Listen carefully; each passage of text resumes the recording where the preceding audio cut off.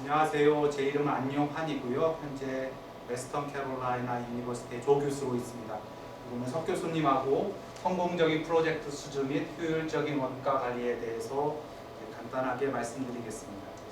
석성준 교수님께서 먼저 시작하겠습니다. 오늘 프레젠테이션 아웃라인은 그와 같고요. 그리고 발표자 양력은 소개됐을 것 같아서 건너뛰고 참고하시라고. 먼저 오늘 발표할 내용 중에 많은 부분이 디자인 빌드 프로세스하고 GMP, Guaranteed Maximum Price 관련 내용이 많이 있기 때문에 우선 짧게 간단하게 디자인 빌드 프로세스 잠깐 살펴보고 그러고 넘어가도록 하겠습니다. 디자인 빌드는 아시다시피 설계, 시공, 일괄 입찰이고요.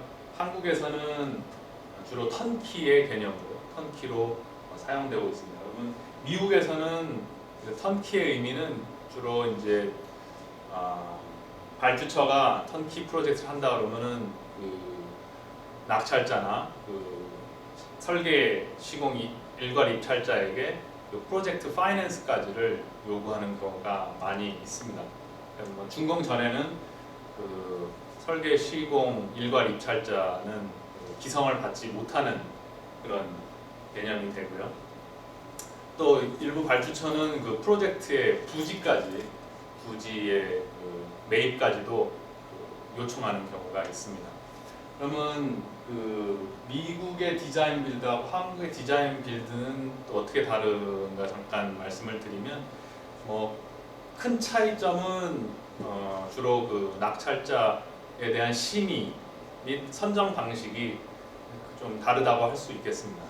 미국은 2단계에 걸쳐서 낙찰자를 선정하는데, 1단계에서는 일단 적격 심사 및 프로젝트에 대한 기술 제안서를 기본으로 해서 적격자들을 2개 업체에서 5개 업체 정도로 가려내고요.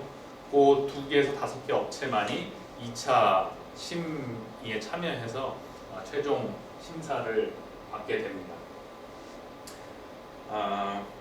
따라서 이제 한국에서는 모든 업체가 한 번에 다 심사를 받게 되기 때문에, 특히 또 기본 설계, 거의 기본 설계에 가까이 가는 그런 내용으로 입찰을 하게 되니까 입찰 비용이 아무래도 한국이 많이 발생하게 되고요. 그에 비해서 미국은 입찰 비용이 1단계에서 업체들이 좀 줄여지기 때문에 좀 줄어든다고 할 수 있겠습니다. 그러면은 설계, 시공, 분리, 입찰하고 어떻게 다른가 요 그림에서 잠깐 살펴보면, 아시다시피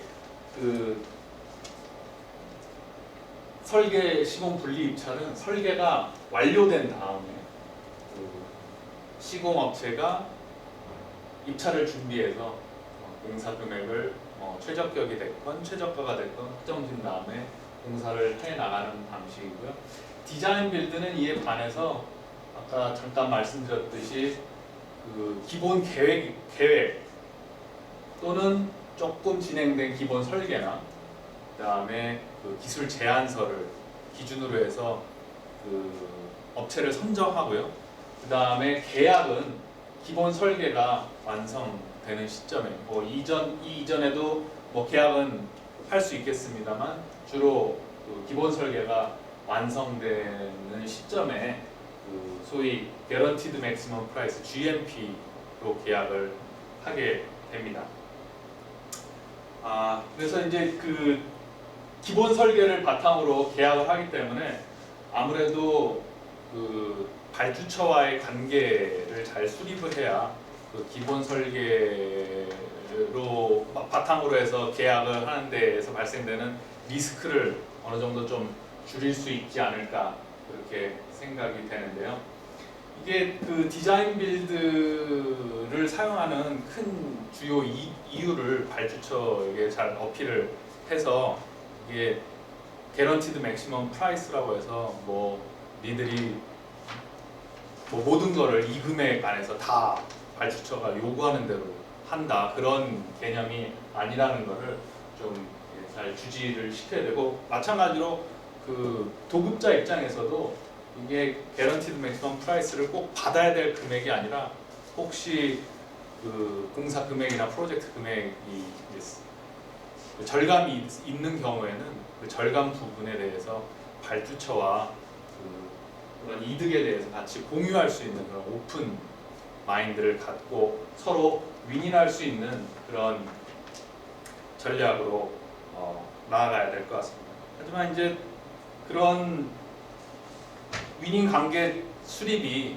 이론적으로는 쉬울지 몰라도 실제적으로 어려울 수가 있는데요. 그런 관계를 잘 성립하기 위해서는 결론적으로 그 계약을 잘해야, 정확한 계약 바탕 위에서 관계를 성립해야 발주처와의 그 원만한 관계를 유지할 수 있을 것 같습니다. 그래서 계약 전략에 대해서 잠깐 말씀드리면은, 그 계약서에 그 확실하게 명확하게 개런티드 맥시멈 프라이스가 뭔지 그 기준에 대해서 명시를 해야 되겠습니다. 그래서 그 얘기는 즉 공사 범위나 또 주요 공사 아이템, 공사 금액을 많이 차지하는 주요 공사 아이템에 대해서 어떠한 기준으로 GMP가 설정이 되어 있는지 계약서에 포함이 되어야 되고요. 그리고 이 GMP를 벗어나는 발주처의 요구에 의한 설계 변경 발생 시에 어떤 식으로 처리해야 될 것인지도 또한 명시가 되어야겠습니다. 그리고 이제 계약 시기에 대해서 말씀을 드리면, 그 계약 시기는 여기 보시다시피 명확한 공사 범위 확립 이후에 하는 게 좋다 이렇게 되어 있는데, 이게 꼭 그 공사 범위를 확립하기 전에는 못한다, 그래서 가능한 늦게 하자 이런 게 아니라 빠른 시기 내에 발주처와 함께 공사 범위를 확립을 하고 계약을 하는 게 아무래도 디자인 빌드에서 발생할 수 있는 그 리스크 요인을 좀 감소시킬 수 있는 그런 전략이 아닐까 생각합니다. 그리고 전략적 원가 관리 프로세스에 대해서 말씀드릴 건데요. 크게 이제 두 부분으로 나눠서 말씀을 드립니다. 한 부분은, 첫 번째 부분은 이제 공사 금액이 확정되기 전, 그 계약 전에 어떤 전략을 가지고 임해야 되는지, 그 다음에 계약 후에는 어떤 전략을 가지고 임해야 되는지 잠시 살펴보도록 하겠습니다. 자, 아까도 잠깐 말씀드렸는데요. 계약하기 전에, 공사 금액을 확정지기 전에 무엇보다 공사 범위를 확정시키는 게 전체적인 프로젝트 리스크를 감소시킬 수 있는 가장 큰 요인이 아닐까 싶고요. 그에 더불어서 주요 아이템 설계 시마다 그 아이템에 대한 그 정확한 시방이라든지 이런 상세 내용을 확정져서 이게 나중에라도 어떤 분쟁의 소지가, 발주처와의 분쟁의 소지가 없을 수 있도록 그렇게 해야 되겠습니다. 그러기 위해서는 이 계약 전 단계에 발주처와 긴밀하게 협의하고 발주처를 많이 참여시켜서 이런 공사 범위 확정이나 주요 아이템 설계에 서로 그 공감대가 형성돼야 추후에 서로 간에 이견이 발생할 가능성이 적어질 수 있다고 말씀드릴 수 있겠습니다. 뭐 이런 과정을 겪더라도 계약 체결 시에는 어느 정도의 그 리스크가 있을 거라고 생각되고, 또 어떤 경우에는 공사 범위나 주요 아이템 설계가 미진한 경우가 있을 텐데요. 그럴 때는 그에 해당하는 적절한 리스크 비용을 반영시켜서 이 공사 비용을 확정시키는 게 중요하다고 볼 수 있겠습니다. 그럼 계약과 공사 금액을 확정 짓고 난 이후에는 그럼 어떻게 해야 되겠느냐? 주로 이제 발주처의 추가적인 요구가 문제가 되겠습니다. 발주처가 추가적인 요구가 있을 때 이게 뭐 계약 범위가 변경되는 건지 아니면 주요 아이템의 어떤 사항이 변경되는지 이러한 내용들에 관해서 문서화하는 게 중요할 것 같고요. 뭐 문서화보다 좀 더 좋은 거는 아예 변경 계약을 할 수 있으면 가장 좋은 방안이 되겠습니다만, 이게 안 되더라도 최소한 문서화를 해서 나중에 설계 변경에 관한 그런 증빙 자료로 사용을 해야 되겠습니다. 그리고 이제 자체 내로는 결국 이 기본 설계를 바탕으로 금액을 확정 잡기 때문에 이 실시 설계가 과연 기본 설계의 베이스에 바탕으로 해서 그 안으로 정말 금액이 잘 되고 있는지 이런 부분을 검토를 해야 되고요. 결국 이런 검토 및 그다음에 확인이 되기 위해서는 설계팀, 그다음에 견적팀, 그리고 프로젝트 팀이 정말 밀접하게 상호 협력을 해서 이 프로세스를 확립해 나가야 되겠습니다. 그럼 이렇게 공사가 진행되면 또 중요한 게 이 프로젝트 기록 관리인데요. 이 프로젝트 기록을 관리를 해야 향후 프로젝트에 아시다시피 활용을 할 수 있겠는데요. 이게 공사 끝날 단계에 뭐 시작과 끝 금액만 이렇게 간단하게 하는 게 아니라 프로젝트 단계에 어떤 내용이 있었는지를 기록해야 될 것 같습니다. 또 설계 시, 또 견적 시 어떤 내용들이 있었고 어떤 단계로 진행되는지, 그다음에 계약 상황 및 그런 계약은 어떤 식으로 변경되어 나가는지 그런 내용도 기록이 돼야 되고요. 그다음에 최종적으로 예산하고 실행 금액에 혹시라도 차이가 있는 경우에는 어떤 이유 때문에 그러한 금액의 차이가 생겼는지에 대해서도 상세하게 기록 관리가 되어야 되겠습니다. 이렇게 기록 관리 및 뭐 협력 뭐 이런 게 잘 되기 위해서는 결국은 이런 인프라가 필요한데요. 먼저 뭐 설계랑 설계랑 견적을 위해서는 요새 유행하고 있는 빌딩 인포메이션 모델링을 써서 이게 아무래도 설계가 진행되면서 계속적으로 견적을 해야 되는 거기 때문에 이게 어떤 게 먼저 되고 어떤 게 나중에 되고 이런 관리가 쉽지 않은 상황이기 때문에 이 빌딩 인포메이션 모델링을 써서 좀 더 효율적으로 이런 프로젝트 진행을 관리하면 좋을 것 같고요. 또한 아까 말씀드렸듯이 기록이 잘 관리되어야 되는데 프로젝트 데이터베이스 시스템이 잘 개발이 돼 있어야 됩니다. 이런 것뿐만 아니라 사실은 인력이 갖춰져야 되는데 포스코 ANC 매출액이 제가 알기로 1,000억에서 이렇게 좀 넘는 그런 수준으로 알고 있고 견적실에 5분 정도 계시는 걸로 알고 있는데 이게 그렇게 되면은 한 분이 뭐 한 프로젝트가 50억에서 100억 정도 된다 그러면 20여 개 진행되는 프로젝트를 맡고 그거 외에 추가적인 입찰 활동 이런 거를 하게 되는데요. 이게 지금 제가 볼 땐 5분 계신다 그러면 뭐 건축하시는 분, 전기, 설비, 뭐 중간 책임자 뭐 이 정도 인원 자세한 건 모르겠습니다만 그렇게 된다고 하더라도 좀 인력이 좀 부족한 한 분이 한 영역에 대해서 그런 많은 프로젝트를 다 소화하기에는 좀 무리가 아니라 적어도 건축을 하시는 분 2분이라든지 전기 2분, 설비 2분 뭐 이런 식의 인원 구성이 돼야 전체적인 이런 프로젝트 관리 및 기록 관리 또 프로세스 관리 이런 게 좀 되지 않을까 싶습니다. 그래서 그런 프로세스가 확립이 되면 이게 전사적으로 쓰일 수 있는 프로젝트 매뉴얼로 만들어서 이게 모든 프로젝트에 일정하게 쓰일 수 있도록 확립하는 그런 전체적인 관리가 필요할 것 같습니다. 그렇게 되면 아무래도 프로젝트를 성공적으로 관리해 나가는데 도움이 되지 않을까 이렇게 생각을 합니다. 저 발표는 여기까지 하고요. 그 다음에 안용환 교수가 다음 부분에 대해서 말씀을 드리겠습니다. 예, 기본적으로 제가 발표한 내용은요. 미국의 건설회사 10개 이상의 프리컨스트럭션 최고 책임자가 부사장님들 이렇게 인터뷰를 통해서 과연 미국 건설회사들이 프리컨스트럭션을 어떤 식으로 진행하고 있는지 그 프로세스에 대해서 쭉 보도록 하겠습니다.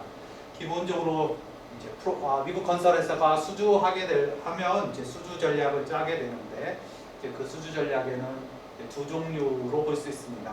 연속적으로 발주하는 발주처, 뭐 대학이라든지 정부라든지 이런 팀하고 이제 일회성 발주처 요거에 따라서 이제 수주 전략이 달라지고 또한 이렇게 발주 방식, 이게 디자인 빌드인지 아니면 디자인 빌드인지 아니면 CMN 건설 관리인지 이런 방법에 따라서 이제 수주 전략도 달라지게 됩니다.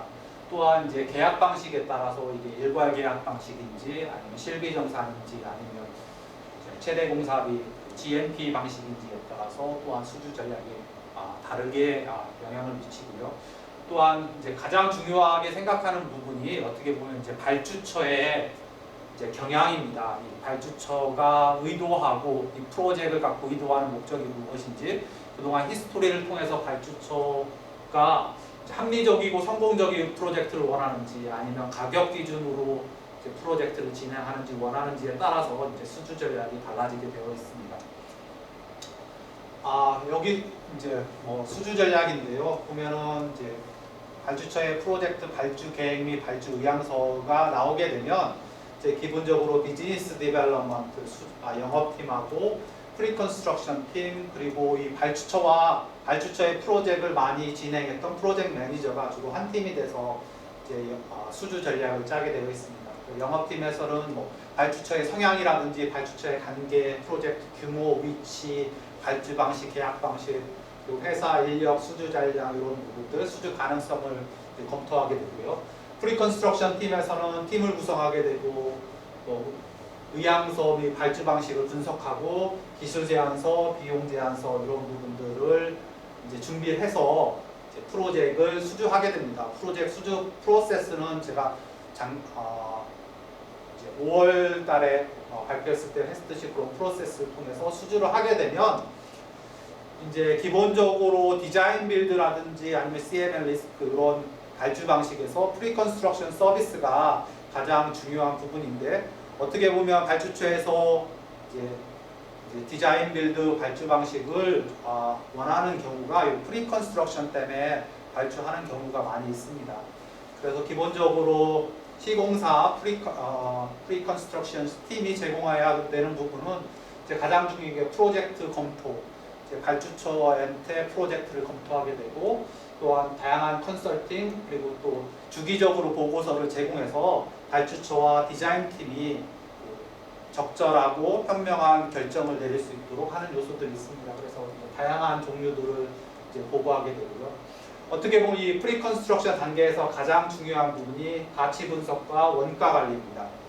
그리고 발주처는 발주처가 갖고 있는 예산이 있고 그 예산 안에서 성공적으로 프로젝트를 수행해야 되기 때문에 또 가치 분석하고 원가 관리가 중요한 부분을 차지하게 됩니다.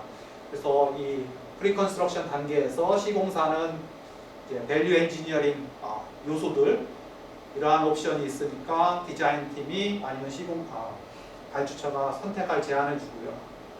선택할 수 있는 기본적인 자료를 제공하고, 그리고 또한 원가 절감 방안, 초기 건축비라든지 생애주기 분석을 통해서 이런 부분들을 제공함으로써 디자인 팀하고 발주처가 이제 정확한 데이터를 갖고 결정을 내릴 수 있도록 해줘야 됩니다.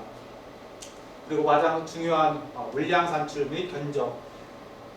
그래서 이제 디자인 발전에 따라서 디자인이 계속 발전됨에 따라 이제 건축 비용이라든지 이제 그 건축 비용을 주기적으로 디자인 팀하고 발주처에 제공해서 이 디자인이 그 발주처의 예산 안에서 디자인이 될 수 있고, 그렇게 해야만 성공적으로 프로젝트가 진행될 수 있도록 합니다.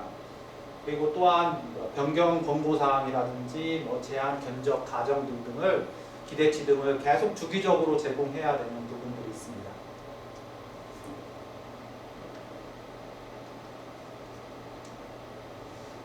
이제 또한 이제 다음은 설계 도면 시방서 검토인데요. 프리컨스트럭션 팀에서 시공사에서 이제 설계 도면하고 시방서를 검토하고 도면 시방서의 정확성, 완성도, 시공서, 협업 관계 이런 내용들을 제공을 하게 됩니다.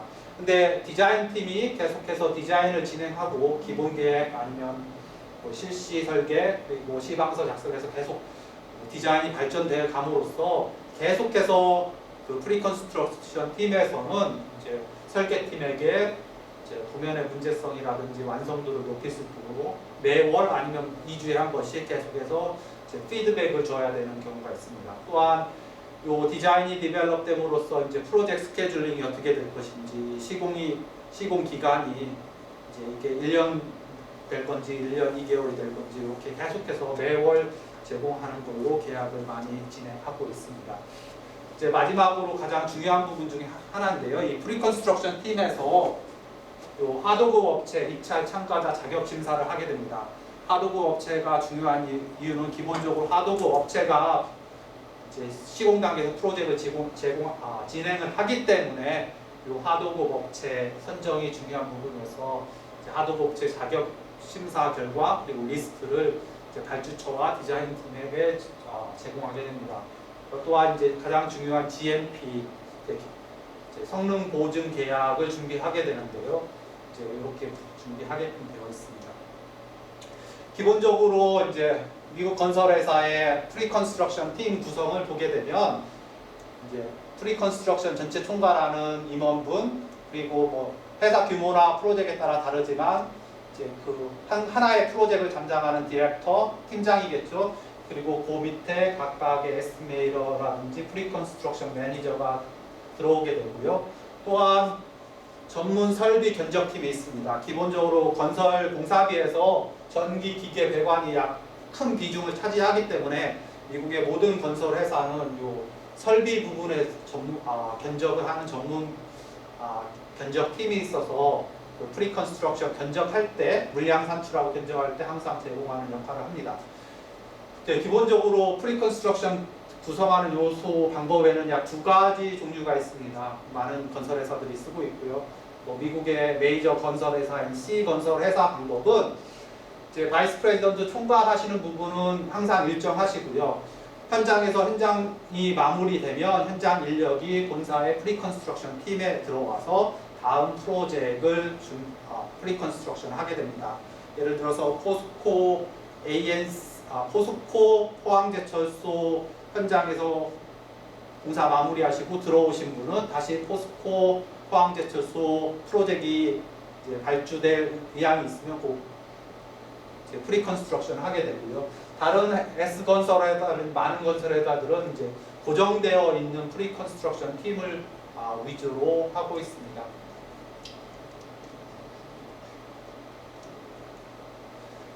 이제 기본적으로 한 예로 들어서 보면은 만약에 노스캐롤라이나 코트하우스 프로젝트가 있으면은 이제 수주를 하게 되면 프리컨스트럭션 팀을 구성하게 되는데, 프리컨스트럭션 팀장은 이 노스캐롤라이나 시스템을 정확하게 알고 있는 분이 팀장을 하시고요.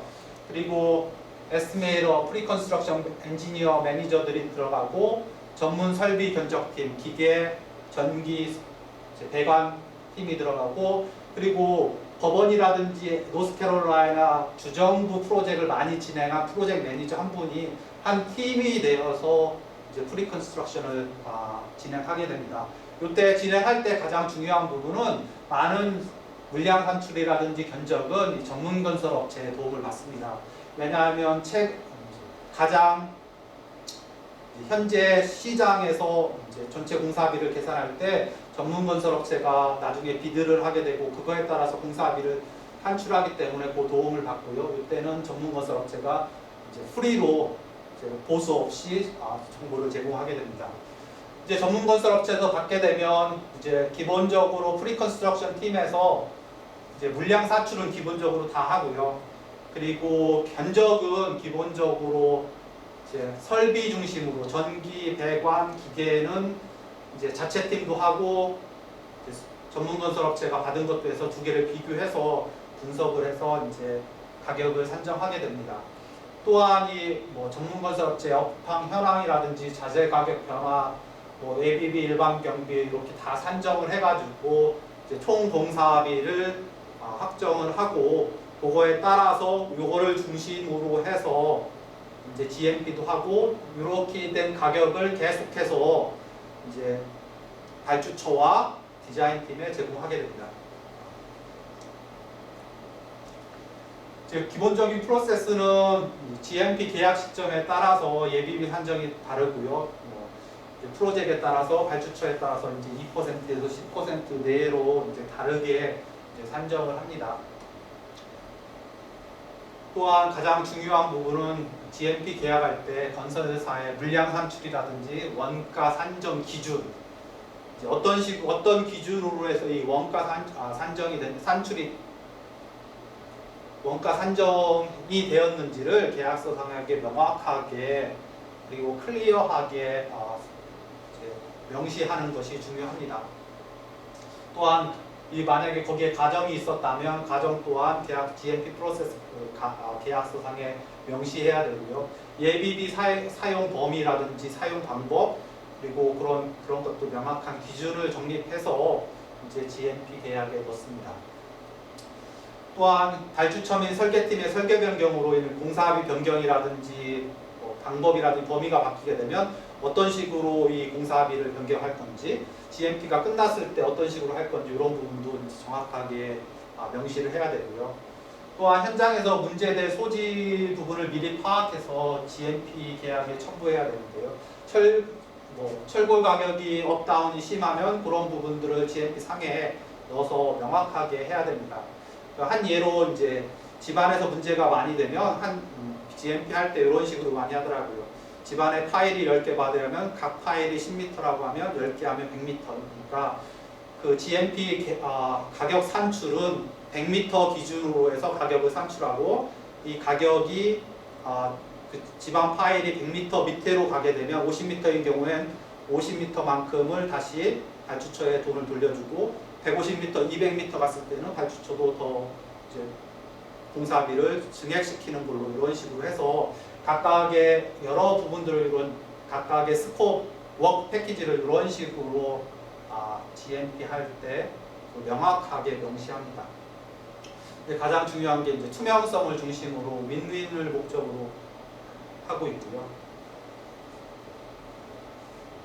또 이제 가장 실패 요인으로는 이제 디자인 빌드라든지 이런 CML 리스크와 같은 개런티 맥시멈 프라이스에서 가장 문제되는 게 이제 발주처의 인식 부족입니다. 발주처가 이 프로세스를 몰랐을 경우에는 실패 요인이 훨씬 높아지고 그거에 따라서 예비비라든지 아니면은 회사 자체적으로 이런 프로젝트인 경우에는 이제 비드를 안 하는 경우가 많이 있습니다. 그래서 디자인 빌드라든지 CML 리스크 같은 프로젝트에서는 주로 이제 연속적으로 되는 발주처에 많이 적용되고 있고요. 또한 발주처가 최대 공사비 보증 계약을 이용해서 시공 단가 인하를 목적으로 하는 그런 발주처인 경우에는 항상 조심을 해야 됩니다. 그렇기 때문에 그 경향 파악이라든지 이런 부분들, 시공사의 경향, 시공사의 의지 이런 부분들을 얼리 단계 영업팀에서 알아서 그거에 맞게끔 영업 전략을 짜고 프로젝트를 수주해야 됩니다. 그리고 보증계약에서 GMP에서 원가 선정 기준에 적용된 가정이라든지 생략 및 계약 실책 이런 부분들을 이제 명확하게 해야 되고요. 이제 또 하나의 실패 요인 가장 많이 되는 부분인데요. 발주자, 설계팀, 시공팀, 의사소통의 부재입니다. 그래서 기본적으로 디자인 디벨롭 할 때 2주에 한 번씩 아니면 3주에 한 번씩 디자인팀이 디자인 변경한 내용이 시공사에 넘어와야 되고 시공사는 그거에 맞게끔 다시 물량을 산출하고 견적을 내서 이제 발주처라든지 디자인팀에 계속 피드백을 줘야 됩니다.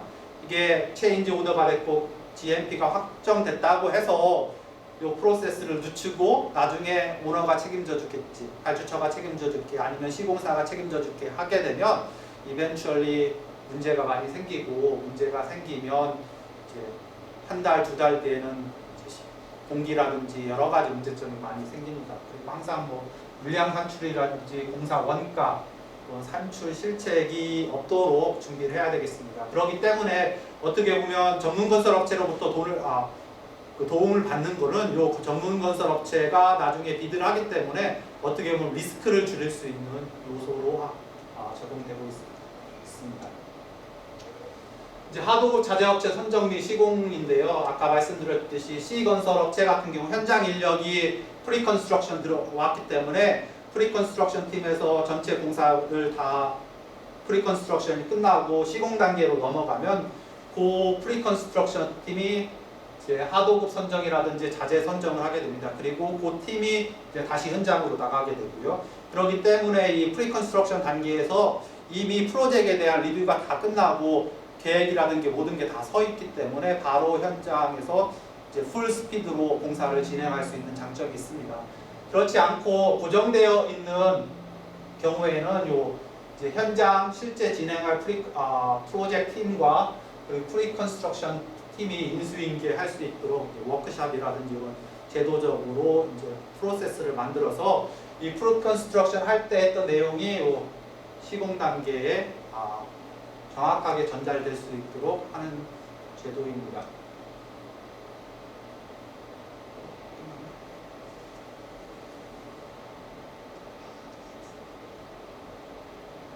죄송합니다.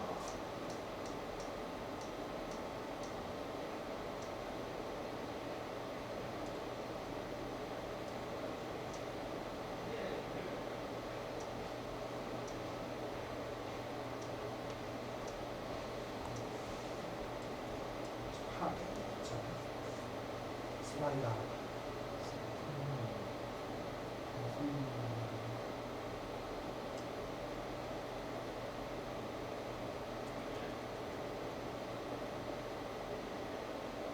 아무렇죠?